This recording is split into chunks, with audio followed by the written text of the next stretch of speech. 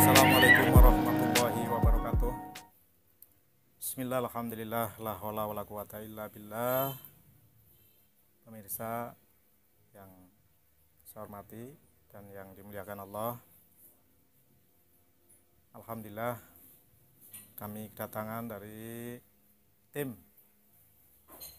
keluarga Pondok Pesantren An-Nur Slawi, pusat kota Slawi. Alhamdulillah ini kami akan menceritakan sosok beliau Mbah Ki Ageng Anggawana itu siapa. Sebelum kami akan menceritakan, perkenalkan, kami nama Muhammad Zaini. Alhamdulillah meneruskan Bapak untuk menjaga makam Ki Ageng Anggawana. Keseharian saya memang pegawai KUA. Alhamdulillah sekarang lagi di KUA wilayahnya sendiri, KUA Kecamatan Dukuhwaru. Sejarah Kabupaten Tegal. Tegal dulu memang Tegal, bahasa Tegal kosong. Pusat kepemerintahan berada di wilayah Kalisoka, tepatnya di Kecamatan Dukuhwaru.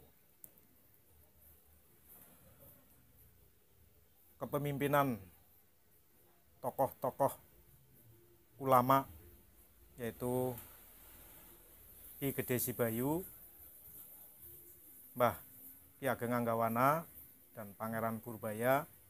Beliaulah yang punya jasa besar di Kabupaten Tegal dalam penyiaran agama, perdagangan, perekonomian, pertanian, bahkan ilmu perbintangan pun beliau menguasai untuk kesejahteraan khususnya Kabupaten Tegal.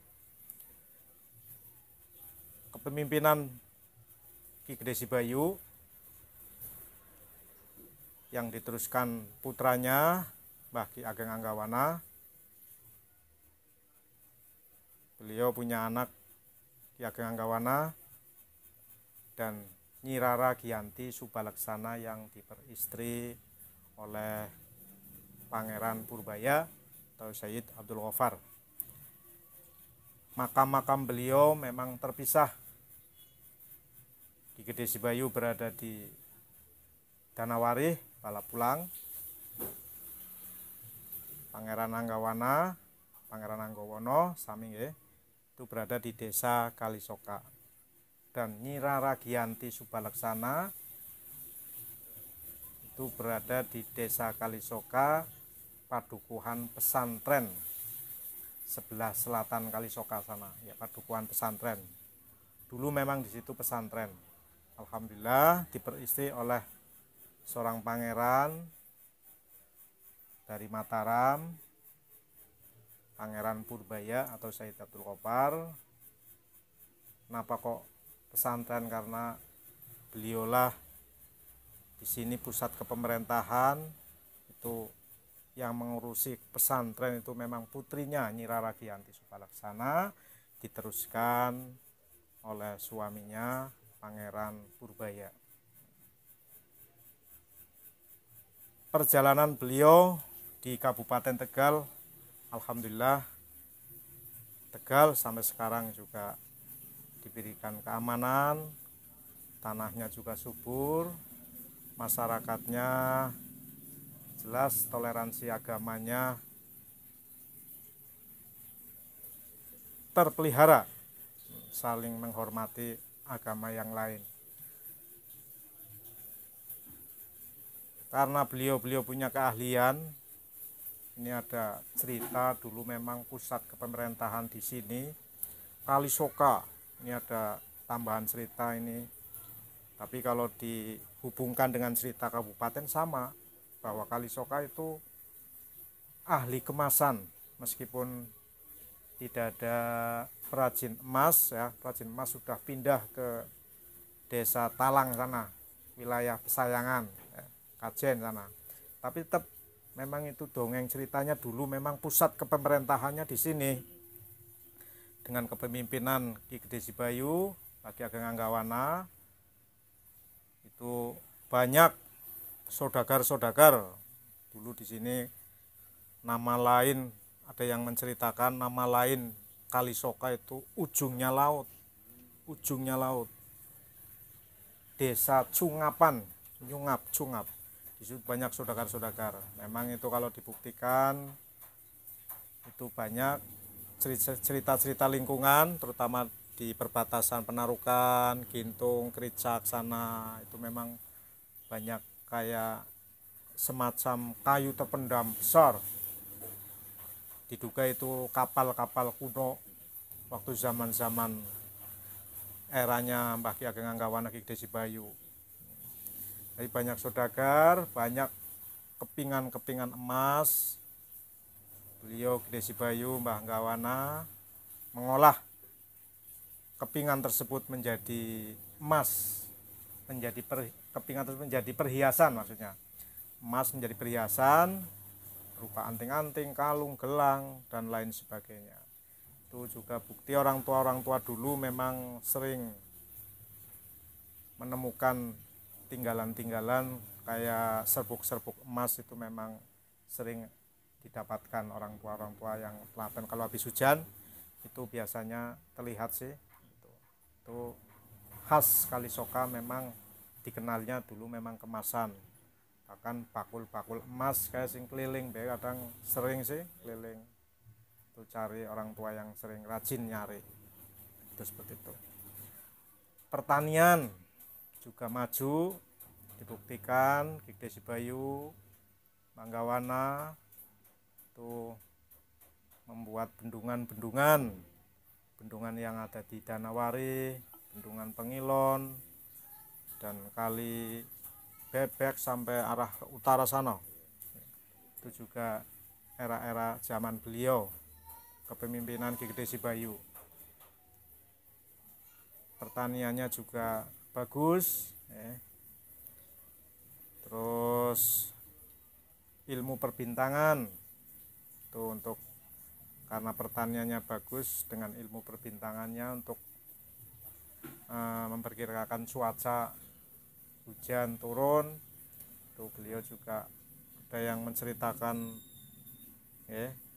bisa Mbah Ki Ageng Anggawana naik ke layang-layang sampai ke atas dengan layang-layang, cuma membakar kayu rutah ya, nanti asapnya untuk menerbangkan layangan untuk naik ke atas untuk mengetahui ilmu perbintangan tersebut ya, untuk menentukan titik-titik yang curah hujannya di mana yang akan nanti untuk pertanian.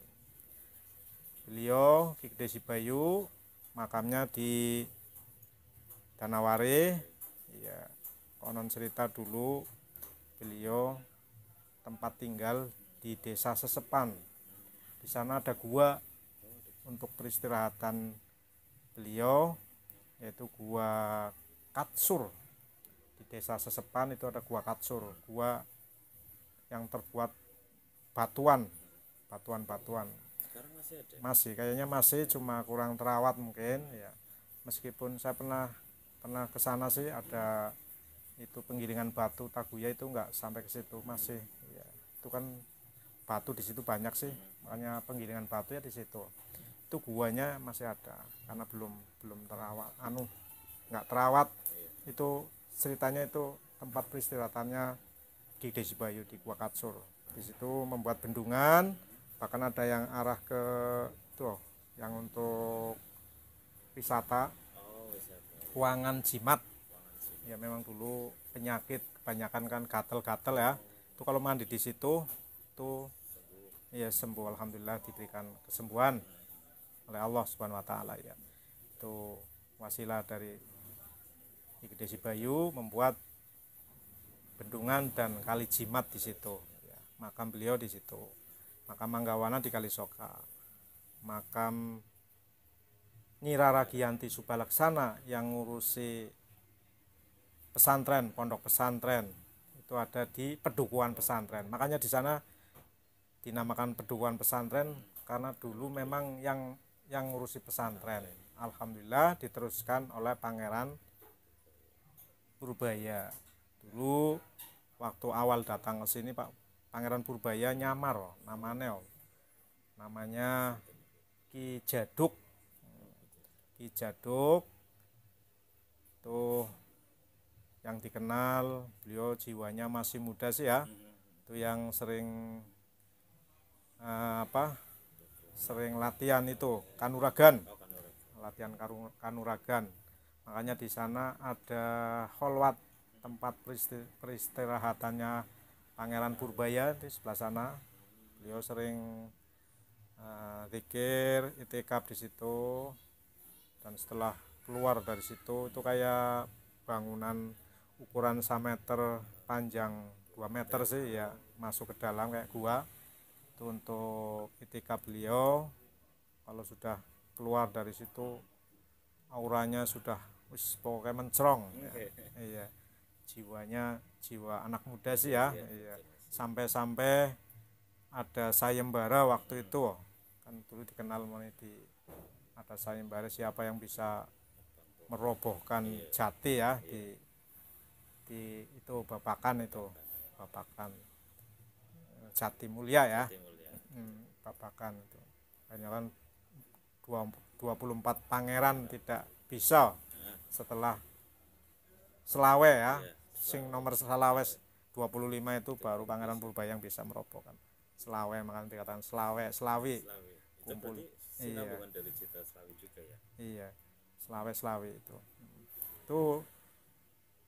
datangnya Pangeran Purbaya kan dulu mengejar ya, ini di luar Anggawana ya. Iya, Anggawana itu mengejar Paslingsingan itu katanya dari Mataram yang membuat rusuh. Akhirnya kan Pangeran Purbaya punya tugas dikejar untuk menangkap sih ya, sampai ke Pelawangan sana, Pemalang, perbatasan Pemalang Tegal. Di situ tarung 1 hari 1 malam tidak ada yang terkalahkan ya, akhirnya masuk sampai ke Tegal sini ya, di sana sampai di Selarang sana yang ikutnya Lebak Siu, perbatasan Tukuwaro. Di situ juga ada petilasan juga sih, petilasan Pangeran Purbaya itu akhirnya Paslingsingan menyadari semua kesalahan-kesalahan yang dilakukan, akhirnya bersatu di situ. Nah itu di situ akhirnya kenal Mbah Ciptosari. Mbah Ciptosari juga sesepuh juga sih ya, yang memperkenalkan Pangeran Purbaya dengan Nyi Rara Giyanti Subalaksana, putrinya Ki Desi Bayu itu awalnya dari Mbah Ciptosari ya, Mbah Ciptosari. Dan akhirnya beliau juga sempat mendirikan Padepokan Pencaksilat itu yang nyamar namanya Ki Jaduk. Di situ akhirnya sampai diperistri itu awal mula dikenalkan Mbah Ciptosari. Itu juga karena nyambung dengan keluarga Ki Desi Bayu, akhirnya pertanian juga akhirnya sampai ke Jenggini sana, golek tanah sing luas ya, di sana juga mengembangkan pertanian. Akhirnya makamnya Mbah Ciptosari di sana. Itu seperti itu. Iya, itu Mbah Ciptosari.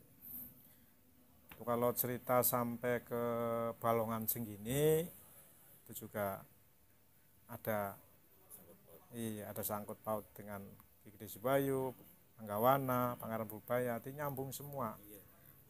Itu memang sejarah Kabupaten Tegal itu banyak sekali, ada rentetan-rentetannya semua. Jadi satu keluarga semua, termasuk saya, panjenengan, orang Tegal dan yang lain, termasuk juga masih keturunan kerabat, insya Allah. Makanya ini peziarah-peziarah yang kesini mendoakan beliau, mendoakan orang tua sendiri, Mbah Ki Ageng Anggawana, Gede Sibayu, Pangeran Purbaya, juga orang tua sendiri, termasuk ya sebelum ada saya, ada Mbah, ada wali-waliullah ya. Makanya kesini kan pada berdoa, wasilah, insya Allah semua tetap minta sama Allah Subhanahu Wa Taala. Terima kasih, mudah-mudahan bermanfaat, dan barangkali ada kekurangan atau kelebihan kami mohon maaf, karena semua itu sejarah ya memang masih perlu digali.